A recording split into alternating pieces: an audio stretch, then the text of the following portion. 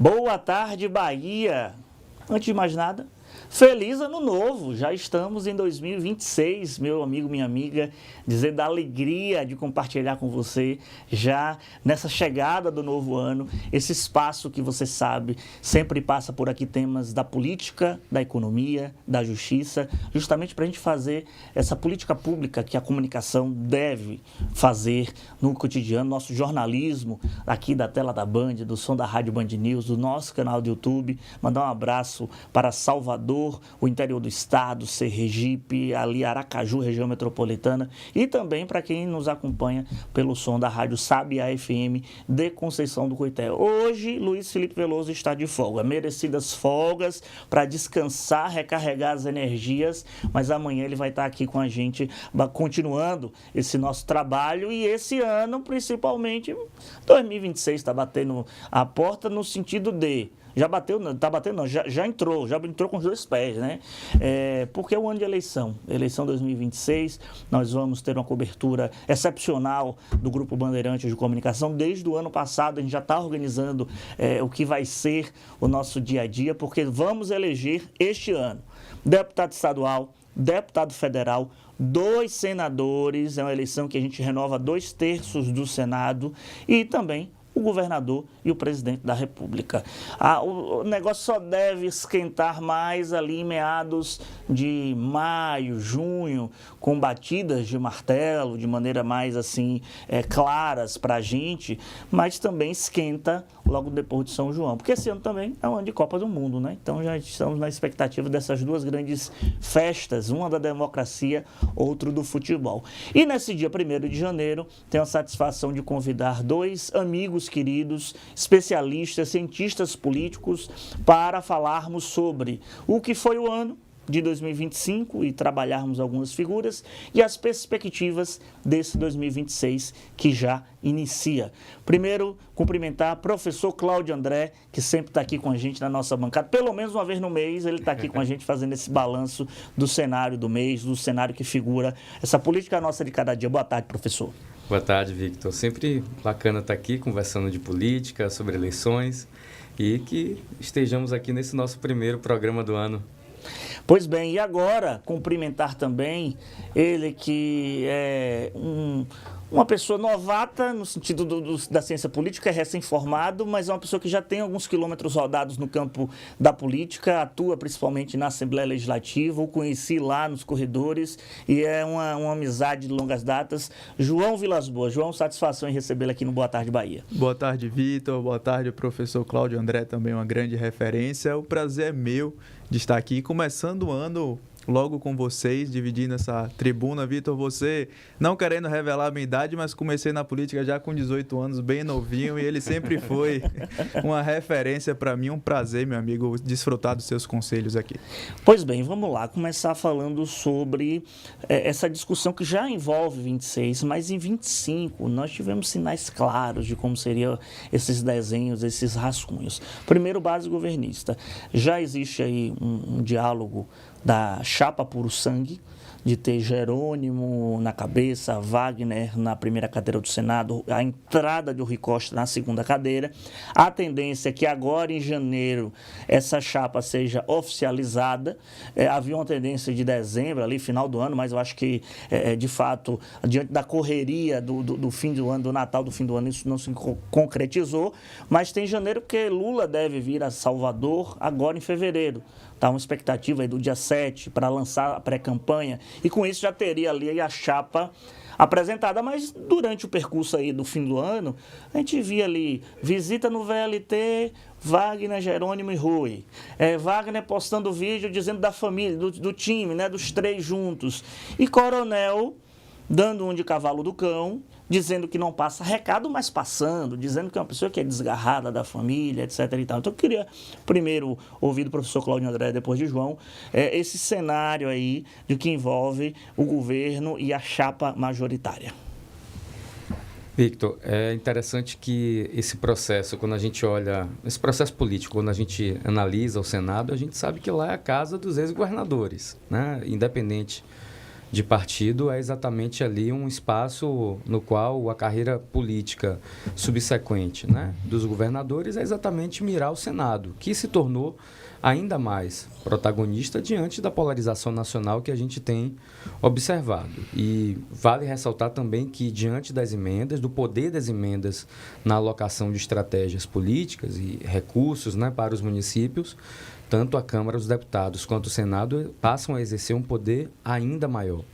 Então, entendendo esse espaço e diante da perspectiva do presidente Lula em aumentar uma bancada mais fiel, né, uma bancada mais ideológica ligada ao PT, me parece que a montagem dessa chapa na Bahia, ela observa e tem como principal traço uma missão nacional. Então, me parece que esse é o principal elemento que vai levar a uma costura feita com muita cautela, né, porque o PSD é o principal aliado, né, que o PT tem na Bahia, é um partido também que tende a crescer na eleição de 2026 em nível nacional, é talvez hoje um partido em franca ascensão, e vejo que essa cautela vai ser necessária para saber qual é o espaço que vai ser dado ao senador Ângelo Coronel diante de uma perspectiva de que ele não terá o direito, na base governista, de ser um candidato à reeleição. Vale lembrar que isso já aconteceu, né? Esse trauma, entre aspas, já aconteceu com a senadora, a ex-senadora Lídice da Mata, quando se viu na perspectiva de ceder a sua vaga exatamente, né, para o senador Ângelo Coronel, seu candidato do PSD ao Senado em 2018. Então, eu vejo que é exatamente um cenário muito desafiador, porque cobra equilíbrio político, e eu não vejo outra situação que não seja a missão nacional, ou seja, né, a negociação com o senador Ângelo Coronel, ela vai se dar dentro dessa perspectiva e dentro de um dinamismo que a gente deve observar, né? Se de fato tudo caminhar para que o PT lance uma chapa puro sangue, uma chapa de governadores. E você, João, o que é que analisa desse cenário? Vitor, eu confesso que estou muito ansioso para oficializar o lançamento da chapa Puro Sangue por um fator prático que eu acredito que nós vamos poder fazer uma análise melhor no desenvolver da caminhada e da campanha, que é a respeito da renovação. O PT completará 20 anos à frente do Estado, passando justamente por Wagner, Rui e Jerônimo, que, sendo oficializada, é a chapa Puro Sangue. Dentro desses 20 anos, logicamente, a gente tem inúmeros avanços dentro da estrutura estadual. Porém, o PT acabou acumulando um desgaste em alguns temas, exemplo da segurança pública, da saúde. E, enquanto cientista político e como cidadão também do Estado da Bahia, eu fico analisando a questão da renovação efetivamente. Como é que o PT vai conseguir equacionar uma chapa Puro Sangue que tem uma experiência comprovada e tem trabalho prestado na Bahia, mas que já diversas vezes levantou a bandeira de uma necessidade de oxigenar as estruturas de poder. Então, acredito que a chapa deverá ser oficializada dessa forma, porém, no decorrer da campanha, de forma prática, pode acabar enfrentando algumas dificuldades a respeito desse termo. Agora, olhando o outro lado da rua, agora falando do grupo netista. Esse ano, o ano que passou, 2025, foi um ano de consolidação do retorno de Roma e ACM Neto. A gente já viu esse ensaio, vamos colocar assim, na eleição passada, porque Roma apoiou o Bruno Reis, abriu mão do PL, tem uma candidatura própria em Salvador, e fez esse arranjo em outras cidades importantes como Feira e Conquista, para se aliar a nomes do netismo nessas cidades.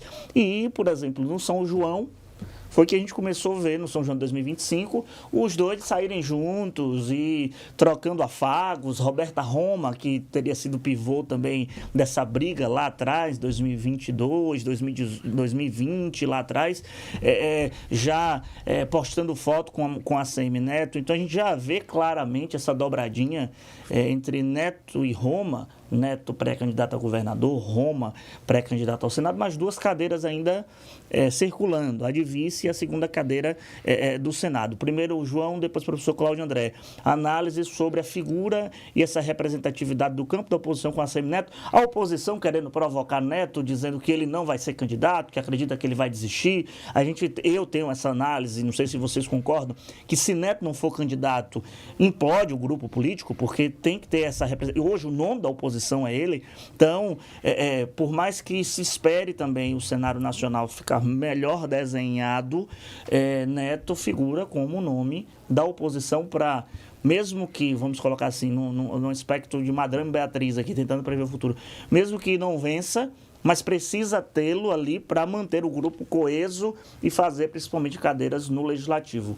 João, o que é que pensa sobre essa questão da chapa netista? Eu acredito, Vitor, que a Semineto ele tem buscado corrigir, sobretudo, os erros da última eleição de 2022. E um desses erros foi justamente essa falta de arranjo com o PL, sobretudo os embates praticamente fora até da ala política, já entrando no cunho pessoal com o João Roma.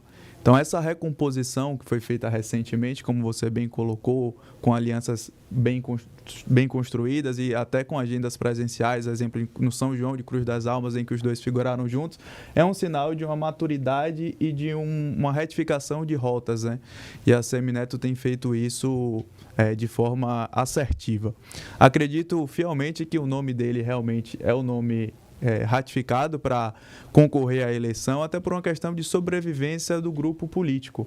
Hoje a Semineto ele reúne essa liderança, né, em torno do grupo de oposição e acredito de todavia que ele é o candidato. Eu acredito que o professor concorde com essa máxima. Sim, sim. Exatamente. O pré-candidato que lidera as pesquisas, né, que apresenta uma viabilidade eleitoral enorme, e que a gente costuma falar que tem aquela eleição, né, Victor, João, que o candidato perde, mas ele ganha, né, no acúmulo político estabelecido. A eleição de 2022 gerou um acúmulo político enorme para a Semineto. Então, eu vejo que é praticamente selado, né, que há uma candidatura natural, mas a combinar exatamente nessa correção de rotas, né, João, como é que ele vai acenar para o interior e para a base bolsonarista, né? Ele precisa deixar de ser um candidato com essa marca urbana, né, para ser um candidato que olhe para a complexidade social, territorial, né, cultural, econômica que a Bahia tem.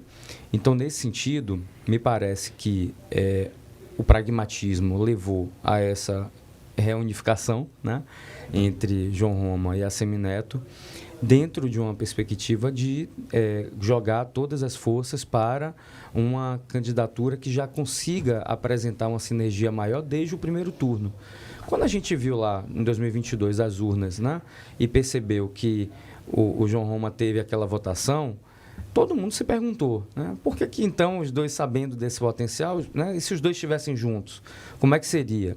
E me pareceu que a lógica era exatamente essa, né? Então, dentro de uma certa ruptura que passou pelas questões pessoais, me parece que para 2026, para esta eleição, a gente vai perceber exatamente ali um rearranjo que é também de olho no cenário nacional. O PL hoje é um partido com muito dinheiro, muito recurso, muita força no Congresso e, obviamente, que a Semineto mira, né, ter uma pré-candidatura com recursos, com estratégia e vejo que tem, né, uma grande viabilidade para gerar uma eleição muito equilibrada na Bahia, em especial como João Roma chega também trazendo essa eleição mais alocada no interior. Ele teve uma inteligência enorme em 2022, até construindo ali a candidatura, né, da deputada Roberta Roma, de mirar em algumas bases eleitorais fora das grandes cidades, né, dos grandes centros urbanos. Sim. Então, me parece exatamente que é essa força que pode dar uma densidade necessária, né, para que a Semineto consiga, de fato, liderar a oposição nas urnas em 2026. Nós estamos conversando aqui no nosso Boa Tarde Bahia, o primeiro do ano, já fazendo análise do que foi o ano político de 2025, as perspectivas do que pode ser esse ano de 2026, com o professor Cláudio André, cientista político, e também com João Vilas Boas, também cientista político, nessa bancada aqui do nosso BTB. Mandar um abraço para todos que nos acompanham na tela da Band, no som do carro aí, na Rádio Band News, capital e interior do estado, também Aracaju, o estado vizinho aqui, Sergipe, também sintonizado com a gente.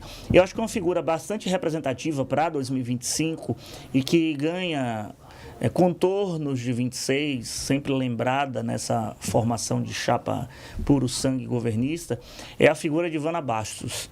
É uma das figuras marcantes do meio político de 25 aqui no estado da Bahia, porque a gente acompanhou logo no início do ano a briga ali de Adolfo, tentando emplacar o terceiro mandato consecutivo presidente da ALBA, o STF foi e derrubou esse terceiro mandato consecutivo, a briga da vice, se era Rosenberg, se era Ângelo Filho, que poderia ter implodido a base governista naquela articulação, e se Otto não bate o pé e diz, a vice é Ivana, o pau tinha quebrado naquele plenário da Assembleia, nessa formação de chapa com a vice de Adolfo. Eis que Ivana agora faz história, porque ela foi a primeira mulher, isso ninguém vai poder tirar dela, a primeira mulher em 192 anos de Assembleia Legislativa a assumir o Legislativo baiano. A gente já teve, já é comum no Tribunal de Justiça, a gente ter mulheres no poder no Tribunal de Justiça, tanto que a desembargadora Cíntia Maria Pina Rezende deixa a presidência esse ano, passa agora a presidência para Rotandano, que toma posse agora em fevereiro. Salvo engano, se não me engano, a data inclusive coincide com a data da visita de Lula aqui na Bahia. Eu acho que é ali no início de fevereiro a posse de Rotandano. E a gente teve no Executivo governadoras interinas em exercício porque eram presidentes do TJ. Cíntia já assumiu de maneira provisória o governo da Bahia e a primeira foi Silvia Zarif. Silvia Zarif, que assumiu lá na época de Wagner, que foi a primeira vez que uma mulher sentou de maneira interina. Mas na Assembleia sempre havia essa necessidade de avanço. Ivana representou isso. E há uma discussão para que, numa chapa puro sangue, num arranjo que acalme o coração de Ângelo Coronel, Ivana surge como uma possibilidade de vice de Jerônimo Rodrigues, que ela tem a confiança do senador Otto Alencar, e está em um partido que é o principal, a coluna dorsal, vamos colocar assim, desse grupo. Vamos lá. Há quem diga que Ivana não quer, porque existe uma expectativa dela ficar 2 ou até 4, dependendo das artimanhas jurídicas que possam surgir, à frente da presidência da Assembleia, porque é uma caneta de peso na mão, um orçamento próprio para ser administrado. Quando chega com pompa de autoridade em qualquer lugar. E vice, se não tiver uma secretaria, Geraldo Júnior que o diga, pode depois ficar um pouco ali no esquecimento. Isso aconteceu com Wagner, com Edmundo Pereira, na primeira gestão de Wagner. Edmundo não foi secretário, mas foi extremamente representativo quando Otto assume a vice-governadoria da Bahia com a Secretaria de Infraestrutura, e depois João Leão com Rui Costa, também com peso de secretário. Então, fica essa grande questão. Então, vamos lá. Ivana Bastos e a análise que vocês fazem da figura dela. Primeiro o professor Cláudio André, depois João. Victor, é interessante, né? Porque além do simbolismo, da representatividade, né? Da gente ter uma primeira mulher eleita, né? Para a presidência da Assembleia, eu vejo que esta eleição de 2026 ela é a eleição do interior baiano. Eu entendo que o grande embate que a gente terá ao longo desta eleição, a partir da pré-campanha, é exatamente como o Estado vai olhar as políticas públicas, o ciclo de desenvolvimento social e econômico no interior, em municípios considerados de pequeno e médio porte, que, como eu comentava com o João ainda antes de começar o programa, a gente percebe que nós vivemos hoje uma revolução digital, né? As pessoas no interior começam a ter um padrão de sociabilidade, de acesso à informação que envolvem as redes sociais, o acesso aos smartphones, né?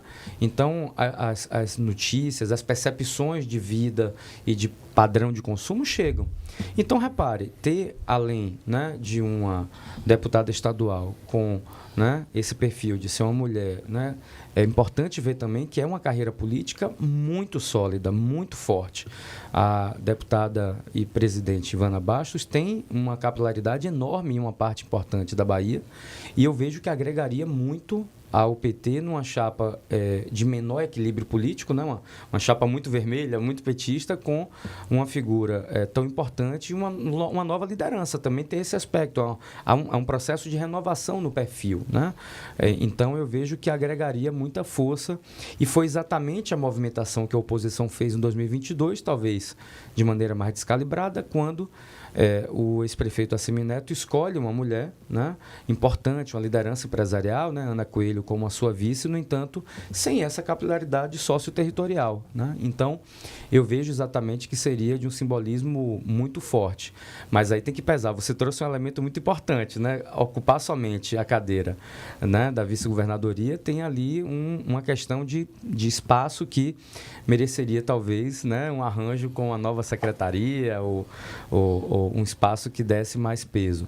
Eu vejo que isso vai ser levado em consideração, né? O PT precisa ter como estratégia aumentar a capacidade de representatividade de uma chapa, caso ela seja realmente uma chapa mais puro sangue, né, de equilíbrio político limitado por conta do PT. Então, vejo que o nome dela tem muito potencial, né, para figurar como pré-candidata a vice-governadora. E você, João? Eu concordo com o professor Vitor. Veja, Ivana, para além de alcançar esse feito histórico de ser a primeira mulher a presidir a Assembleia Legislativa da Bahia, também foi a deputada estadual mais votada na última eleição.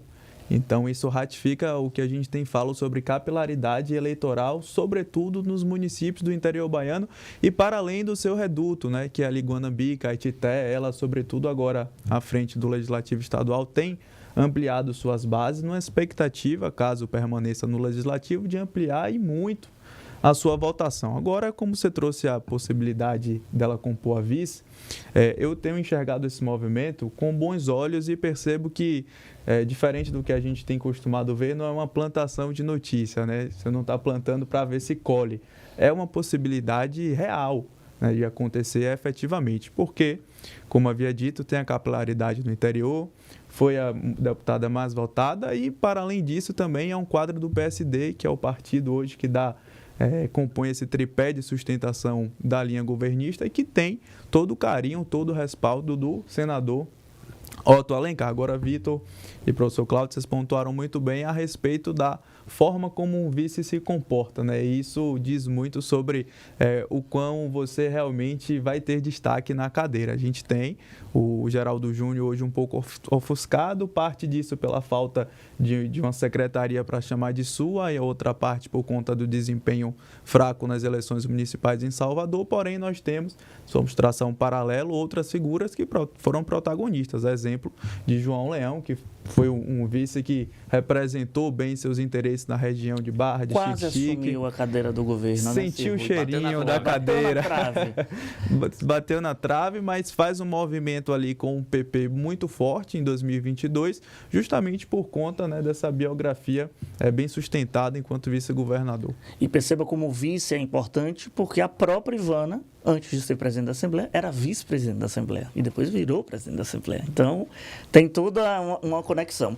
Nosso tempo está bem apertado, assim, só para a gente arrematar, assim, citar alguns fatos que podem ter repercussão agora em 26, por exemplo, essa questão que envolve Geraldo Júnior, que já é um impacto que vem desde a eleição à Prefeitura de Salvador, que essa própria eleição de Prefeitura de Salvador projetou o nome de Kleber Rosa, que é um nome que tem surgido numa capilaridade dentro do PSOL, se coloca como pré-candidato a deputado estadual. O pessoal investe um novo nome para o governo, que é o do Ronaldo Mansur, já teve lançamento oficial de pré-candidatura. Kleber Rosa costurando apoios no interior do estado, como, por exemplo, Geraldo Simões de Itabuna, fazendo convites. Então, já é uma figura que eu acho que vai ter uma representatividade agora, em 26. Teve também a figura de Zé Ronaldo, pirraçando a CM Neto nesse último ano de 25, saindo em fotos e vídeos com o governador Jerônimo Rodrigues. Quando a ACM Neto vai à feira, faz meio que uma cara de paisagem, que muitos falam que agora em 26 ele fica na campanha, mas não entra de cabeça como